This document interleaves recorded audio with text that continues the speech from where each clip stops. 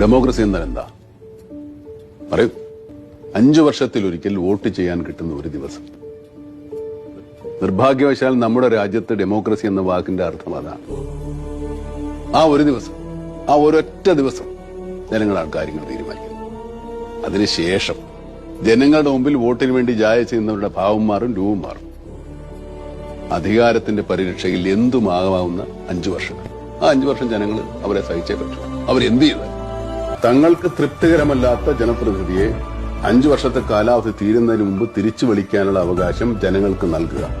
ഒരു നിയോജക മണ്ഡലത്തിലെ 50 അതിലധികമോ ശതമാനം വോട്ടർമാർ തങ്ങളുടെ പ്രതിനിധിക്കെതിരെ സ്പീക്കർക്ക് പരാതി നൽകിയാൽ ഇലക്ഷൻ കമ്മീഷന്റെ അനുവാദത്തോടുകൂടി വീണ്ടും ഇലക്ഷൻ നടത്താം. സാറേ, ഇത് നമ്മുടെ രാജ്യത്ത് പ്രാക്ടിക്കൽ അല്ല.